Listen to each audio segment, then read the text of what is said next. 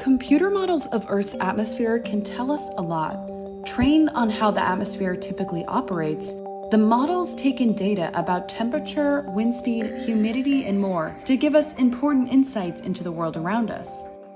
Computer models like NASA's GEOS model can help us study how chemicals move through the atmosphere, how the oceans circulate, and where air quality might be affected by fires and pollution. These models can also provide a look at what might have been if circumstances were different. For instance, climate models can forecast how temperatures might change with different levels of carbon emissions. In 2020, the world threw the models a new test when people began behaving very, very differently with almost no warning. A global pandemic set in. Around the globe, people stopped driving and flying in large numbers, started staying home, and completely changed their pollution patterns. In particular, emissions of nitrogen dioxide, a common air pollutant released by cars, airplanes, and many factories, declined significantly.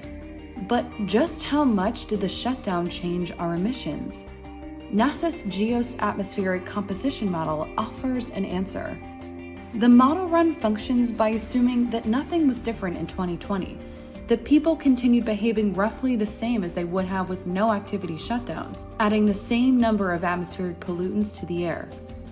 It's then a matter of subtraction.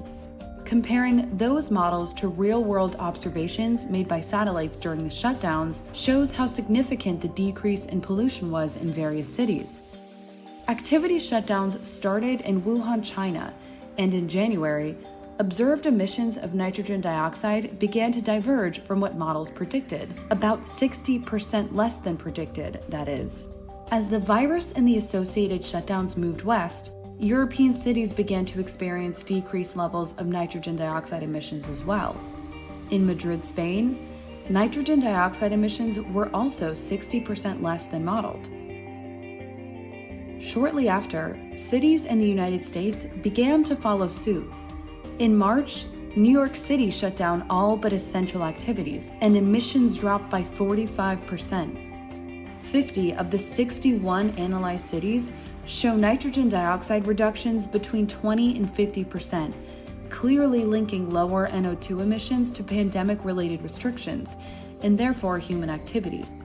This sudden change in human behavior gives us new insights into the relationship between human activities and air pollution, which still has many unanswered scientific questions. The only way we can fully understand air pollution is by combining surface observations, satellite data, and computer models. With NASA's satellite monitoring system and computing capabilities, it's uniquely positioned to provide detailed information about air quality everywhere in the world.